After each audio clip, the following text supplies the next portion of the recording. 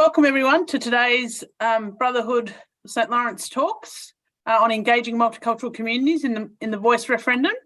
I'm coming to you from Wadawurrung country on Victoria's glorious surf coast, and I want to start by acknowledging the various unceded lands that we're all joining this forum on virtually and pay our respects to their elders past, present and emerging. The Brotherhood of St Laurence, BSL, is and will continue to be an active Yes Voice supporter. And this is one of many forums we are facilitating. And so it's my absolute pleasure to MC today's topical forum. I'm going to quickly introduce the panellists so we can kick off. And just before I do, I want to also just thank in advance Chelsea, who's one of our Auslan interpreters, as well as Dave, and also Jason, who's our captioner, to make sure this is accessible for everyone. They'll be doing a lot of work, so I will try to speak slowly, which is not something I'm usually very good at, so that both the respective Auslan interpreters can keep up with me. So firstly, Thomas, I'm sure is familiar to you. We've seen him a lot on our screens and our newspapers lately, and is a really terrific spokesperson for the Yes23 campaign. Thomas is a Koreg Aboriginal and a Kulgagal Erembale Torres Strait Islander man. He's the National Indigenous Officer of the MUA, the Maritime Union of Australia. He was a participant in the gathering at Uluru and a signatory of the Uluru Statement from the Heart, and has been a leading advocate since its inception in May 2017. Thomas's latest book is co-authored with Kerry O'Brien. It's called The Voice to Parliament Handbook, All the Details You Need. Available at all good bookstores and on your screen right now as well. So great to have you with us, Thomas. He's been an eloquent speaker and advocate in the campaign, so look forward to hearing your contribution today, Thomas. Thank you. Soon we will have joining us Carlo Carli. Carlo was once the member for the very multicultural Brunswick in the Victorian Parliament, and held various portfolios as Shadow Minister and Parliamentary Secretary between 1994 and 2010. Since stepping down from parliamentary politics, Carlo has worn various hats and is currently a sessional lecturer at Victoria University and supporting Indigenous organisation GLAWAC by project managing their renegotiation of their settlement agreement with the Victorian Government. He's on the panel today in his capacity as the chair of the Federation of Ethnic Communities Council of Australia, FECA. So thank you for joining us soon, Carlo. I hope the internet will be good and allow you to overcome any technical difficulties. And a late step in for Melissa is Priscilla Mabor. Priscilla is the Inclusion Strategy and Innovations Manager with the Community Migrant Resource Centre in New South Wales, tasked with introducing divergent thinking practices into small non-profits and amplifying social impact. Priscilla has 30 years' experience as a published author, journalist, filmmaker and noted commentator.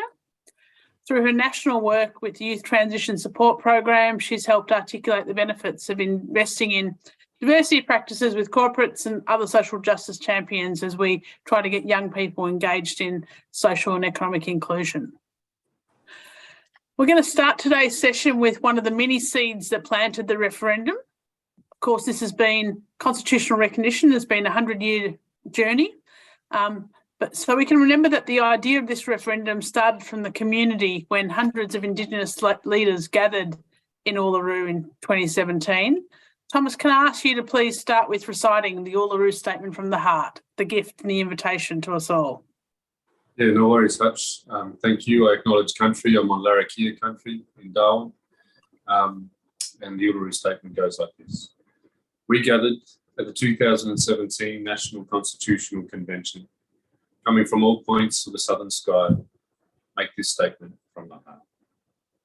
Our Aboriginal and Torres Strait Islander tribes were the first sovereign nations of the Australian continent and its adjacent islands, and possessed it under our own laws and customs. This our ancestors did, according to the reckoning of our culture from the creation, according to the common law from time immemorial, and according to science more than 60,000 years ago. This sovereignty is a spiritual notion.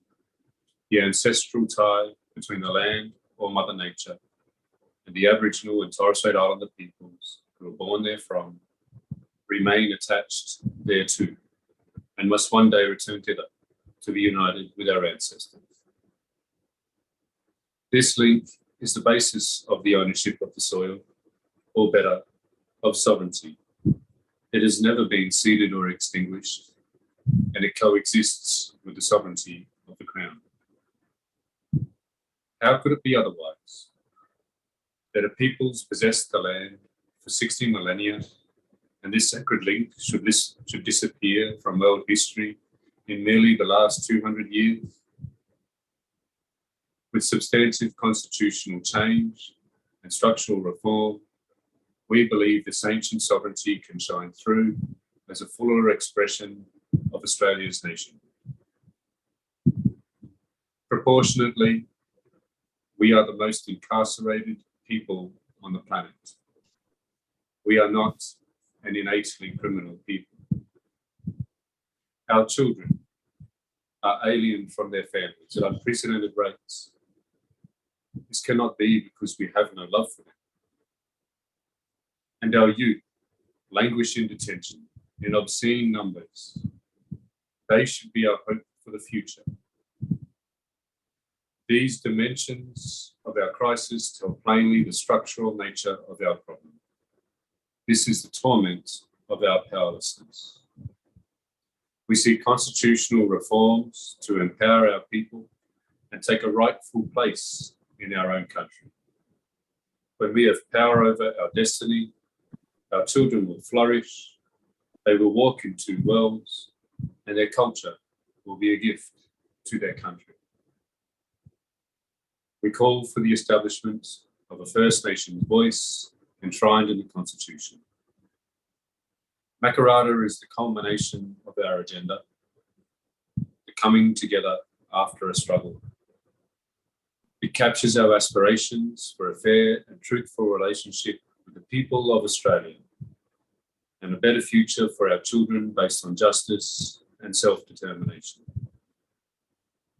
We seek a Makarrata Commission to supervise a process of agreement making between governments and First Nations and truth-telling about our history.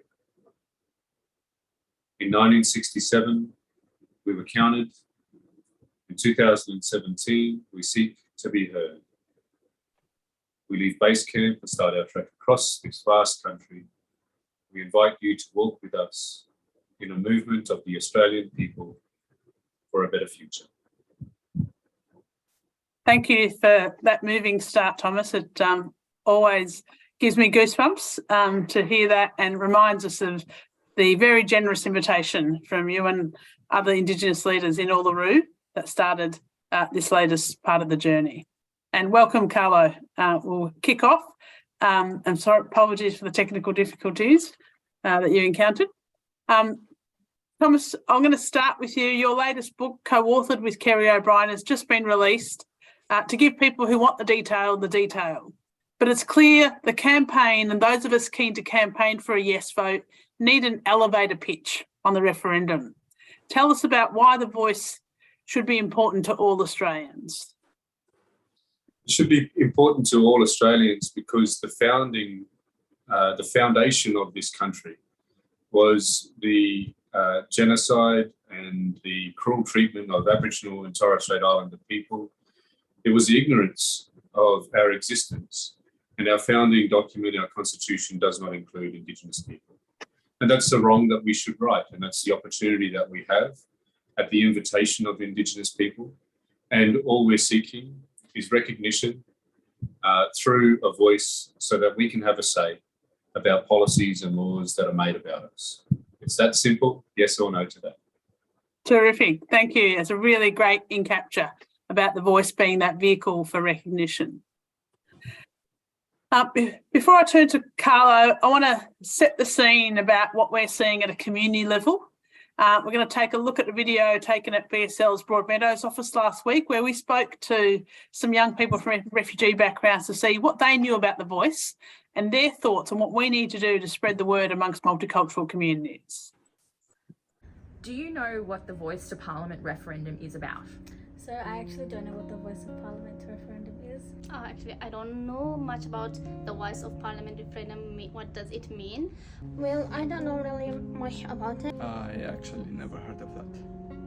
Yeah, so I know nothing about it. Yes, I have heard about Voice to Parliament referendum.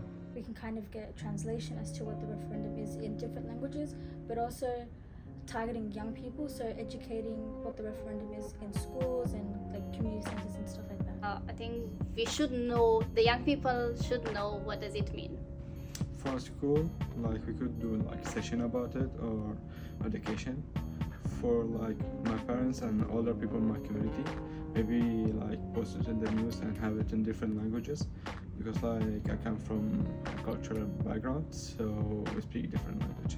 I think it's very vital that not just my community but kind of all of Victoria and Australia understands what the referendum is and just has like at least a good grasp of what it is. What would help my community? More information at community centres, translated brochures, and more information on social media. We are living here in Australia as a one nation, so we should know about what's going on in the country.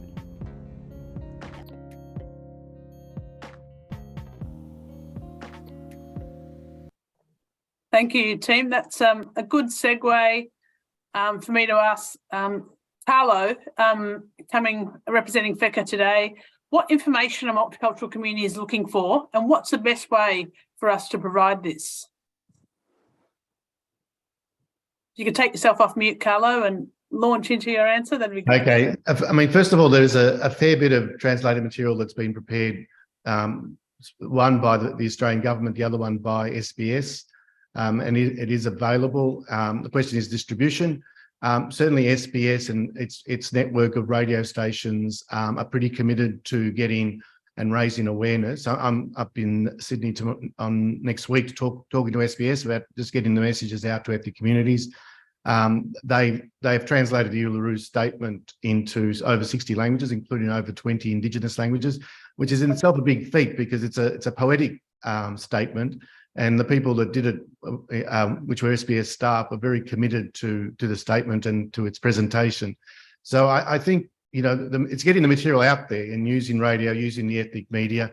There's been meetings of the big mastheads in terms of the ethnic media, and there's a strong support for the voice amongst it. In terms of leading organisations, FECA put out an appeal for organisations to name themselves as supporters, and we had a few hundred that have already come forward and have basically said we're in for the voice, big and small. We're also finding that on radio, the No campaign is struggling to find any voices. So their basic technique is social media and gossip and turning people against each other, I must say.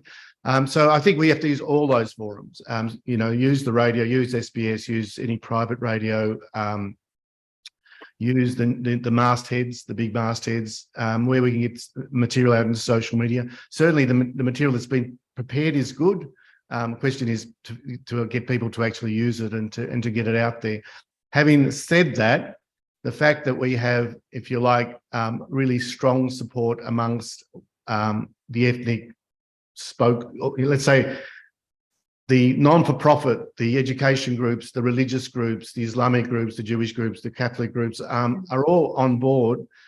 The problem we have is that's the No campaign it basically declares them all to be elites and basically says, I saw that, yeah, and that's really, I think, their technique is to basically use resentment and other things to divisive tactics. But I think we're getting the message out there, and the materials that have been prepared are good materials. And I don't think we need to worry too much about many more translations, except for the basic Yes campaign itself. I mean, that clearly, and clearly, I think we need to use the ethnic media more effectively. I think at the moment there's just been a toe in the water about it.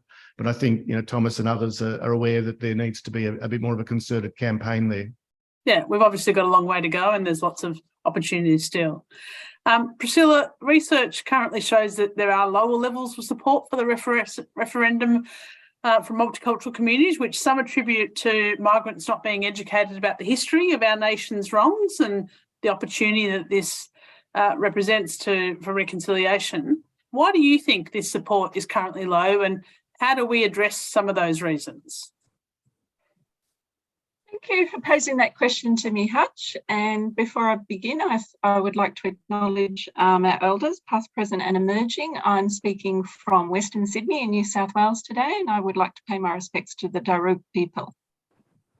Now, this is a huge topic for today, Hutch. So I just wanted to start off by saying that if we think about at the moment, if we look at places like the Lowy Institute, which has been tracking how we're going, moving forward to get yes across the finish line, I think it's tracking at 51%. So if we start looking at multicultural communities across this nation, we really are thinking about a game changer here.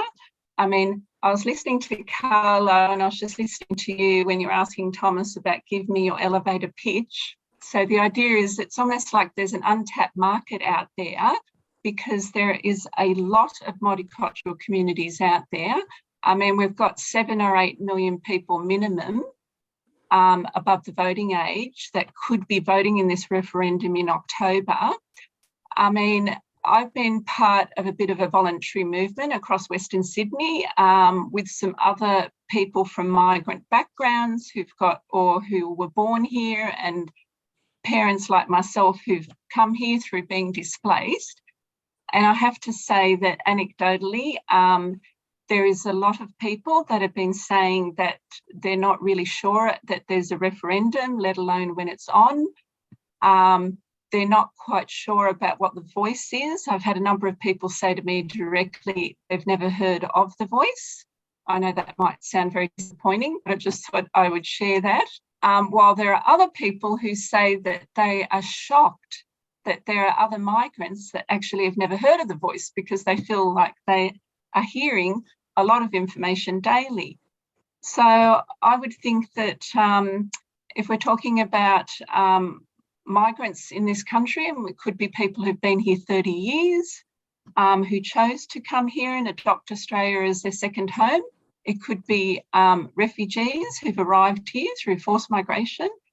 I mean, we've possibly got two things going on, which is that some people have got competing priorities about why they might not, they would wish to know more about the voice.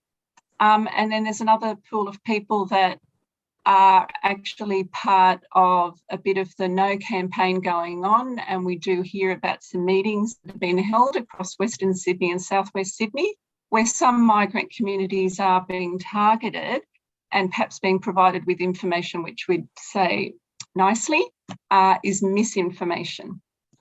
So then the battle that we have to overcome now is that you're having to redress information that's inaccurate. Plus also, you know, we're going against many years of, you know, mass media networks in this country that have been spreading disinformation about Indigenous communities for many years. So that's a little bit hard to overcome as well. I think if we think back to the federal election last year and you think that multicultural communities really game changer in changing a government, so we should be thinking the same thing. This is an opportunity as well, and if it's approached correctly, we've got a whole group of people out there that would like to make a difference. So normally there are 3 elements that drive people to make a decision about anything, which is passion, empathy, and responsibility. And I do think that we've got an opportunity to bring on board a lot of people who'd be sympathisers in this movement about why there is constitutional change. There's a responsibility with all of us, but why have we got this opportunity? So I'll just read out a few things that could be drawing in a direct link. An intentional campaign could be going on to bring a whole whirlpool of people on board. And if we're looking at becoming a sympathiser in this movement, we're talking about people and having conversations, intentional conversations about colonisation, dispossession, genocide, forced removal of children, about people where culture is sitting at the heart of their DNA, incarceration without due process, deaths in custody, and intergenerational trauma. Now, all those elements are in the DNA of a lot of the migrant communities that are actually living in this country right now. I'll just take a break, but that was just part of what, I hope that answers a bit of your question, Hutch. Yeah, thank you. I think you've brought to light two things. One is that, the multicultural communities are not a homogenous group, and there's different levels of awareness and knowledge on what's coming up in terms of the referendum. And secondly, that there's two education pieces. One is education about what is a referendum and what's involved in a referendum, and two, about, what people are actually voting on. So Thomas, I'm going to go to you. If you could share, we've got some links that have been placed in the chat about what's been produced for multicultural communities and translations, and hopefully that's useful for the 103 people who've joined us today, who are obviously keen and passionate about this issue. So Thomas, from your perspective, what have you found resonates with the multicultural communities that you've spoken to? And what are the best ways to talk to multicultural communities in a way that might stimulate some of the empathy that Priscilla's referenced? Yeah, well, I think Priscilla has already covered it. Those things that a lot of migrant communities would find in common with the Indigenous struggle. I find something that a lot of those communities say to me in discussions is that they came to this country believing that this, totally unaware of this unfinished business in this country, that there has been such injustice to Indigenous peoples, and some saying how they didn't even know that Indigenous peoples still, were around, especially in southern areas, right? Yeah. Where the impact of colonisation around cities has been worse. And so I've found a motivator, a desire to fix this problem, to be a part of a solution and to repair the damage that was done, and to be proud of this country. Yeah, terrific. Thank you. Carla, can I just come back to you? I mentioned earlier before you joined that BSL and many other organisations will be actively working towards maximising a yes vote with the multicultural communities that we serve.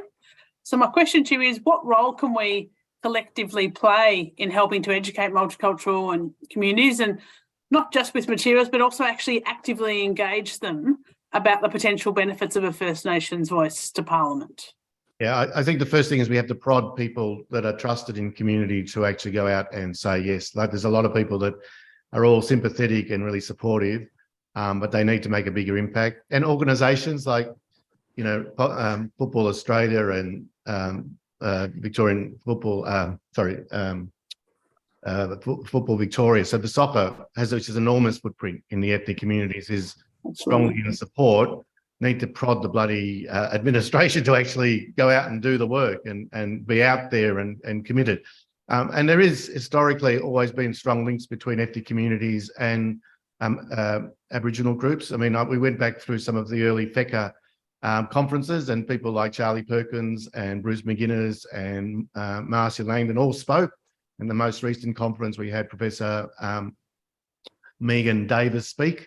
And it's always about the solidarities, the empathy, the fact that groups are marginalised and we need to work together, and that there is a particularly profound issue with Aboriginal people in this country and the unfinished business. So building context so that ethnic communities know the context of it. I also agree with Priscilla. I mean, I think some of the more recently arrived refugee groups are much more sympathetic. I think some of the older communities are a little bit stubborn in the sense that, they say, oh, well, we made it. How about someone, we did it without anyone else. And I think we need to build that empathy that is there, and also be aware of what's happening with the No campaign. We don't want people going down what I call rabbit holes. I mean, the issue around the complexity of the Constitution, issues around, equality are just nonsense issues, really. There is no equality in this country, and ethnic communities have always known that, and that's where there is a natural solidarity. I also wanted to make a Charlie Perkins comment. I mean, Charlie was a great footballer, a soccer player, and used to play for Pan Hellenic in Sydney. And he often remarked that the first time he was felt ever accepted in Australia as a full, participant was with Pan Hellenic. He was a footballer, and he was one of them, and they were always going to protect him. And he had an enormous affection for the Greek community as a result of that. And I think that those links are ever present, and we need to exploit them. So I would say organisations that have big footprints need to be really prodded and told to get out there and do the work, because there's a lot of work to be done. There's a lot more soft support than there is hard support, and I think we need to turn the soft supporters into hard supporters. Go out there, do the work, let it known that we're going for a yes vote, and make it simple. Don't get caught up in the complexity or the false complexities that are being created by the No campaign. They're just not real. I wonder, it just makes me think about Aboriginal people that do have affiliations with different multicultural groups. For example, I've got Filipino and Malay heritage as well, through the Torres Strait back in the Pearling days. And I found when I'm talking to people from those, from those communities, and I say that, then you build rapport pretty quickly, even though, I've never been to the Philippines and don't speak any of the language. But it just makes me think, as far as how we can connect, maybe think about that, Carlo and Hussein, Hutch, sorry. The other thing I was thinking is, to go back to that question you asked me earlier, we should be asking the communities themselves what the nuance is for their multicultural group. You're probably already doing these things. It just you're just inspiring me to think about how we can reach people better. I think the Yes campaign has a person coming on, or might have already started, that is going to work on multicultural groups full time. Yeah, that's great. That's great, really great to hear. And I think Carla's right. It's incumbent on all of us who work in organisations or who do have a big footprint, or who have reach into any community, to be going out and informing and engaging those communities. I think trusted leaders, just as in during COVID, it wasn't just about getting the information out there, but utilising the vehicle of trusted leaders to communicate what was going on and what the information is that people need to make sure they can make an informed vote. It's crucial to our democracy that people make informed votes in this space. So, yeah, really good contribution from you both. Priscilla, I'm going to turn back to you, but just before I do, I want to take a look at this powerful video that's already been produced by the S23 campaign, hopefully a prelude to their more specific engagement with multicultural communities.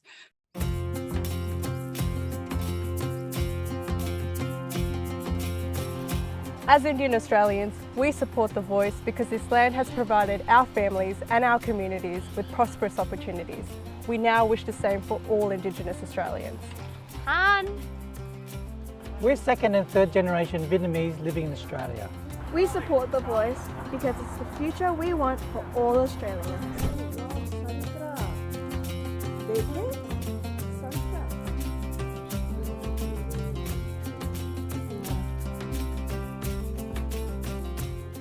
As a Greek Australian, I want to hear Aboriginal and Indigenous perspectives, how we shaped Australia together, what we want for our future.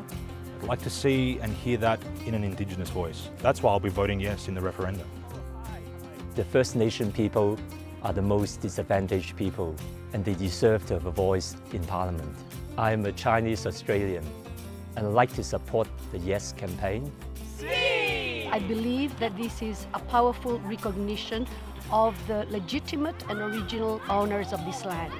I'm Italian and I will certainly vote yes in the upcoming referendum. I'm a Jewish Australian and I will be supporting the Indigenous voice to Parliament because I believe as a minority community, Jews understand what it feels like not to have a voice, and that gives us a responsibility to support Indigenous peoples in Australia. I'm from the Sri Lankan Australian Women's Network. We are a signatory to the Multicultural Statement for Voice to Parliament. So this is one of the opportunities that we all can play a part. Getting this right and get the Aboriginal communities to have their voice. and I am supporting for the yes vote. Yes 2023! Yes!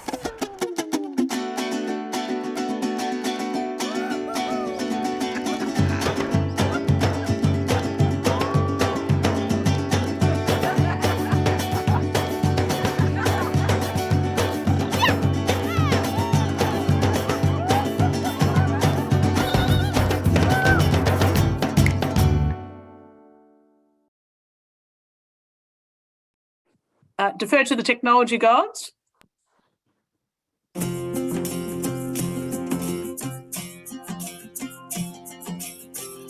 As Indian Australians, we support The Voice because this land has provided our families and our communities with prosperous opportunities. We now wish the same for all Indigenous Australians.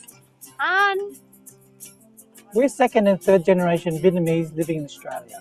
We support The Voice because it's the future we want for all Australians.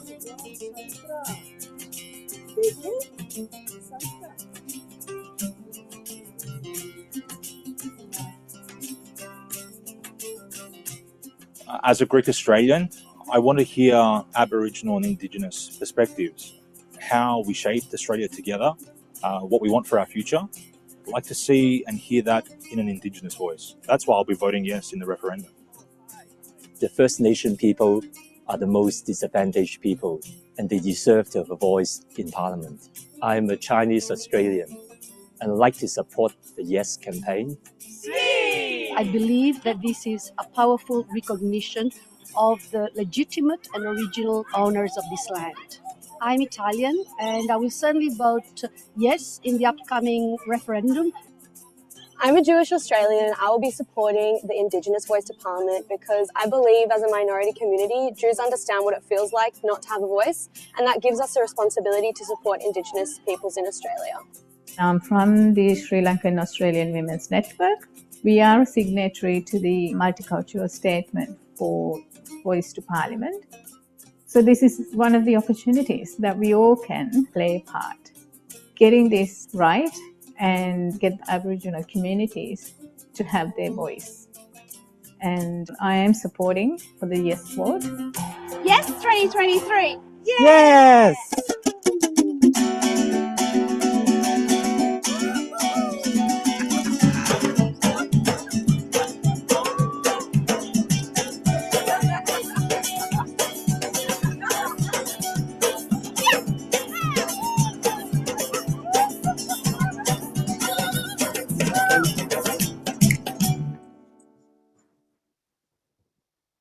And being corrected, that was jointly produced by Yes 23 and Multicultural Australia for Voice, and we've put the link in the chat. And thanks to Life Without Barriers and Polaran, who produced the other links that we've put in the chat. And yes, we'll happily send those all out to all the participants, so you can use them in forums that you're doing in your community. So that's just a prelude to my last question to you, Priscilla. Coming from countries where their own ethnicities or tribes have been minorities, as you've said, I expect that many refugee and migrant communities will be in support of their adopted country achieving reconciliation with their First Nations communities. Knowing it doesn't take away from anything from their own rights, what positive feedback have you had from ethnic communities about why they will be voting yes? Right, thanks so much, Hutch, and thanks for screening that video. This ties in with something I was going to add as well, which is that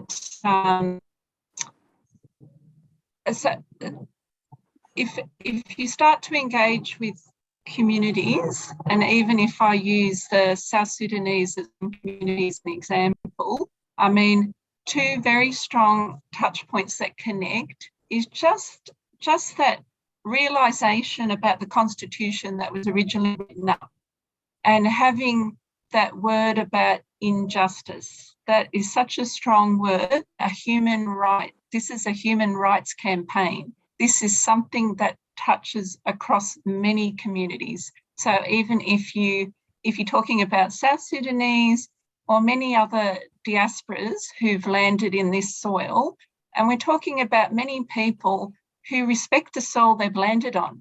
When they ask them about when's their birthday, you'll find that many people who've arrived here through forced migration will say that they've got two birthdays, the day that they were born and the day that their feet landed on the soil in this country.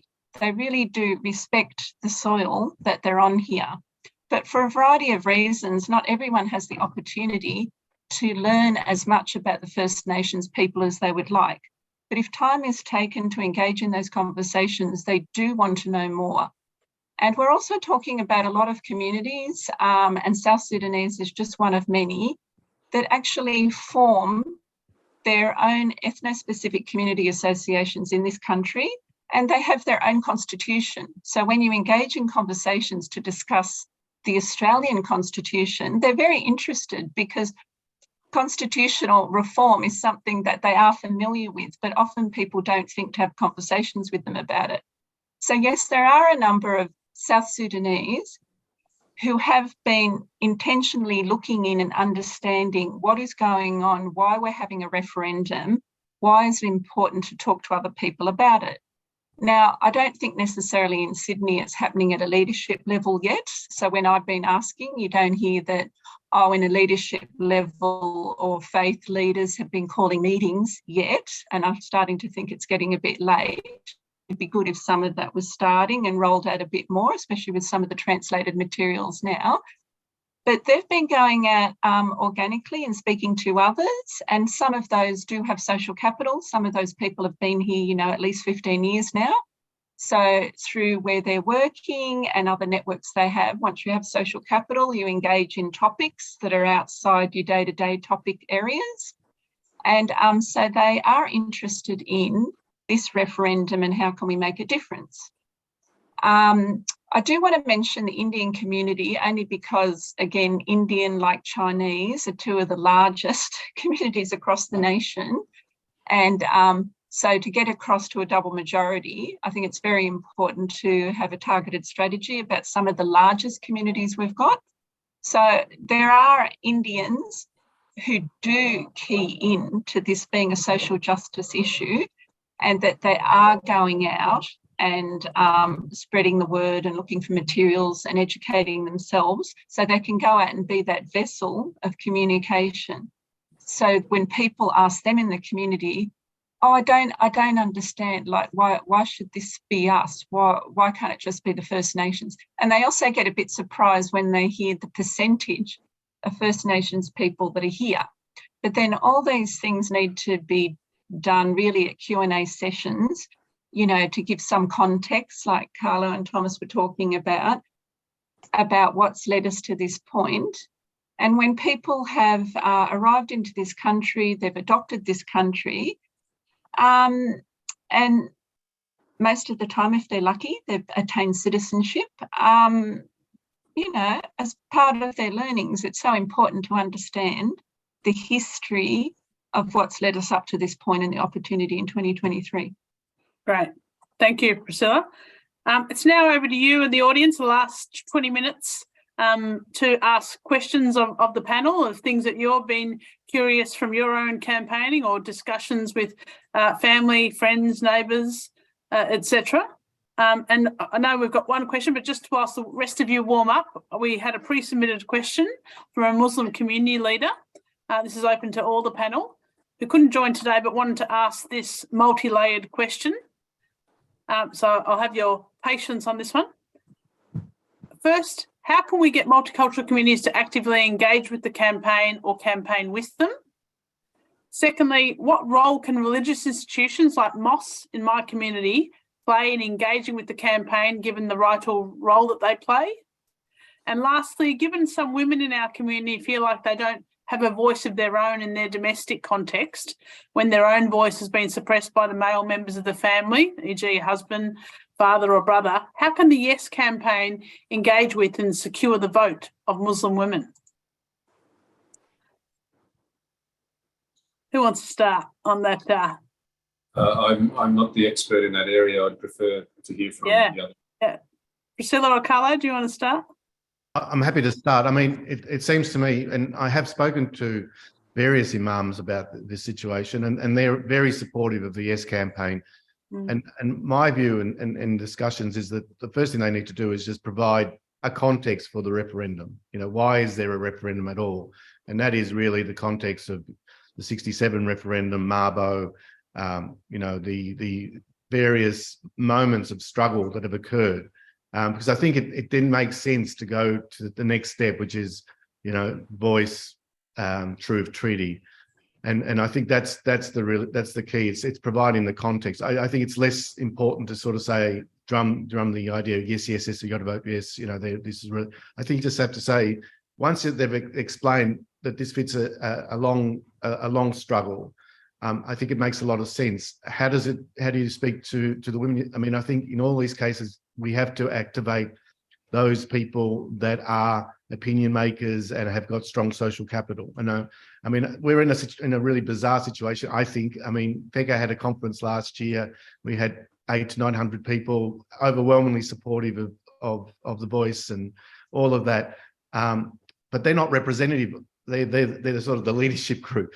And they have to get down and they have to get their hands dirty and they have to be speaking. We really need them to be the voices in those communities because they are on side. And we have to really confront, as I said, I think a very divisive, negative campaign from they don't seem to have any speakers. The only people they've identified in the ethnic communities are former One Nation candidates. Like they're hardly, I mean, I'm sure they'll find others, but up to now, the only people that have been prepared to stand up. I have gone on radio in both Italian and in Spanish, and they could not find anyone in the conservative ranks that would come and speak about the no.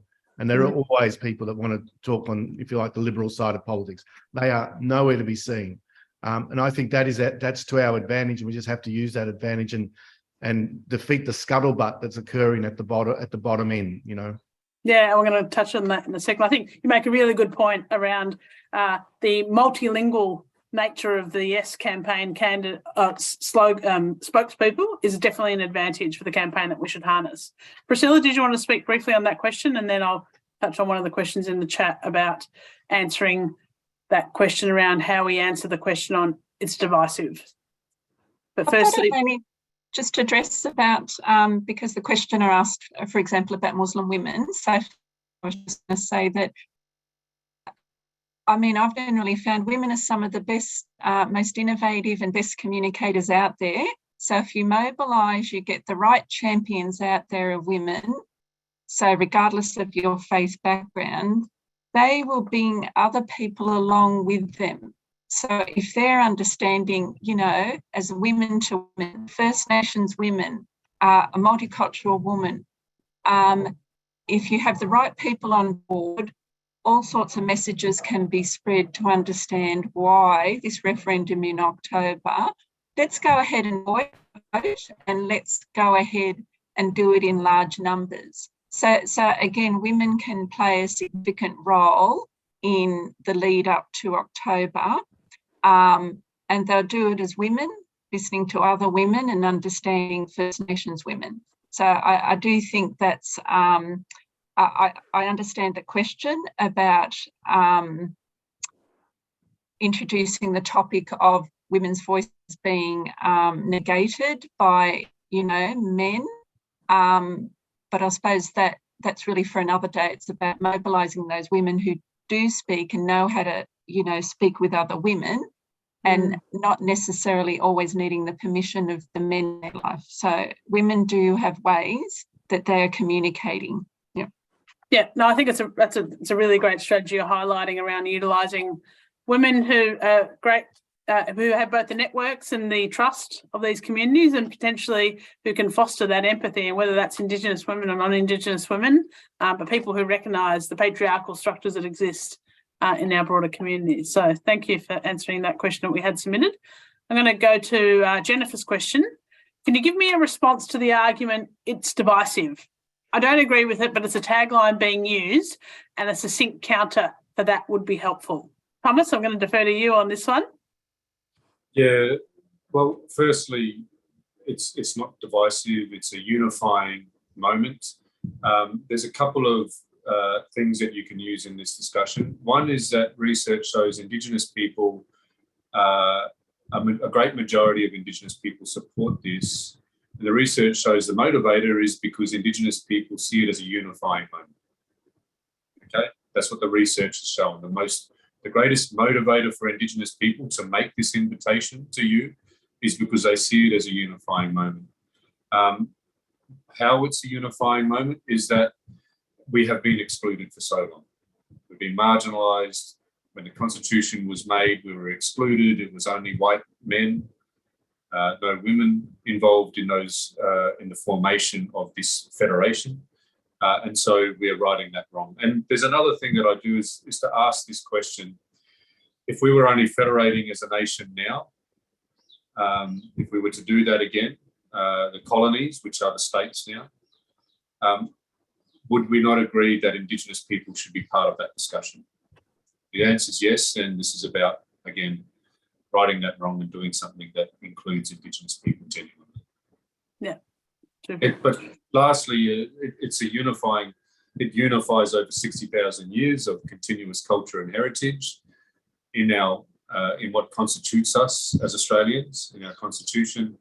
And so we become a country that is no longer seen as a young nation, but a nation that can celebrate over 60,000 years of civilization, unique in the world, something to be proud of as Australians. Yeah. And when you're talking about that, do you talk about the fact that, the incarceration rates, the life expectancy rates, the education, all those rates that we know where there's such a gap? Is it worthwhile talking about that's what we're, bringing the opportunity for Indigenous people to be consulted as an opportunity to ameliorate? There's no other community that has such a stark gap. Yeah, well, there's this question really to pose to people, and it goes to the equality argument that we're all equal, we all have one vote. And it is handy to have some of those statistics, ready to go, really, to say to people, well, are you aware that proportionately Indigenous people in this country are the most incarcerated on the planet? And this is a fact-check thing, this is the case. And that the life expectancy gap, these are my go-tos to sort of, illustrate this issue. Life expectancy of almost 10 years difference between Indigenous and non-Indigenous Australians. And then the question can go to,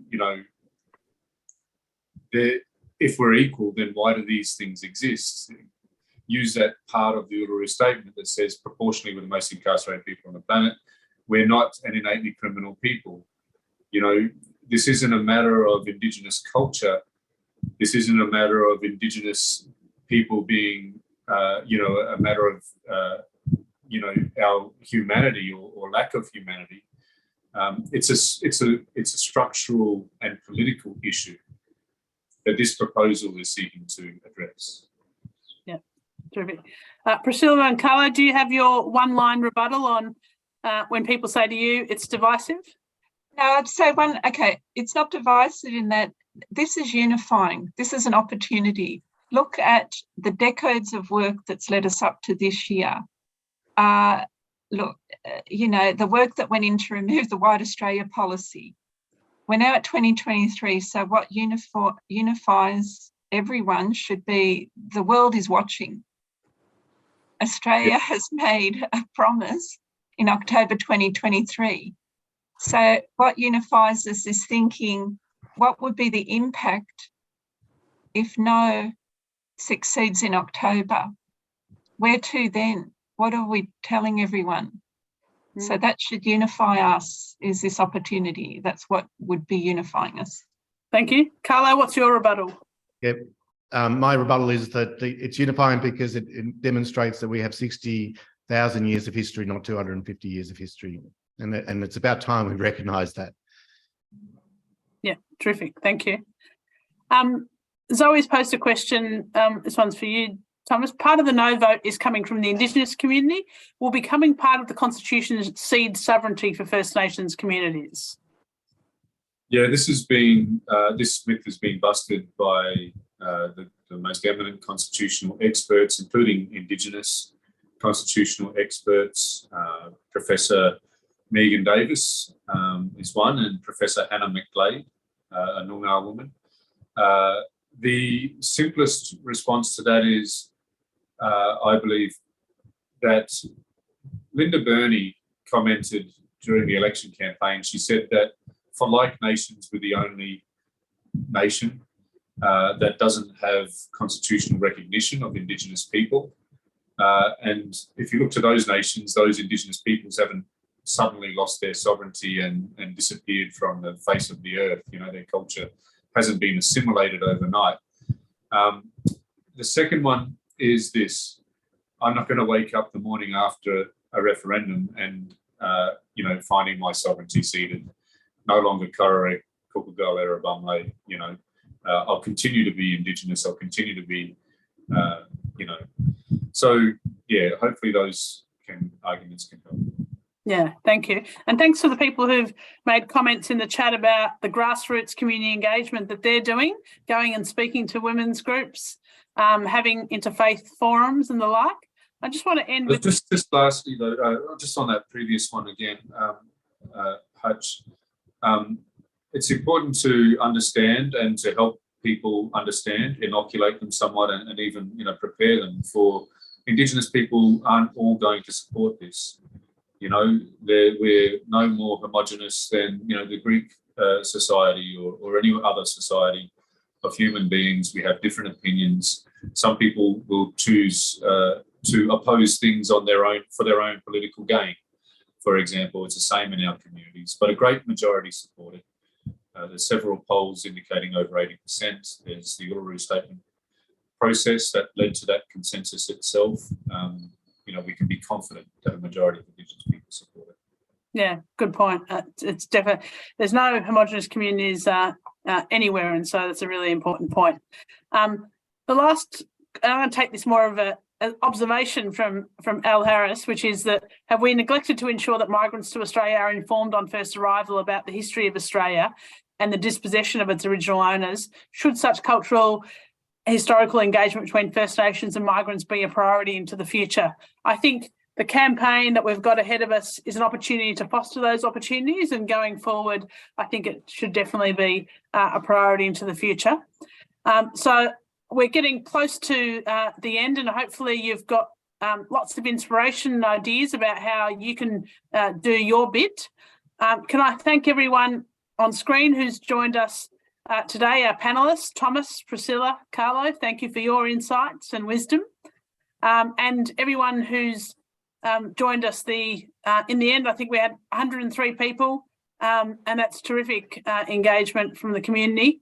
I hope you found it as interesting and stimulating as I have. Please get involved in engaging the multicultural communities. They represent half the population and they're crucial to the Yes campaign obtaining a majority. In the chat, you've seen some links, and you've also, there'll be a screen with some further details, and we'll have a website that you can link to with some great resources that we've had collectively in the chat. If you want them all in one place, we'll put the link in the chat as well. But we want to thank you all for being part of today's conversation and ask you to continue that conversation in your communities, in your organisations, and the responsibility that we all have to join with our Indigenous brothers and sisters to ensure that we get this yes vote up. Thanks, everyone, and enjoy the rest of your day. Thank you, everybody. Thanks, Hutch. Thank you, Hutch. Thanks, everyone. Thanks.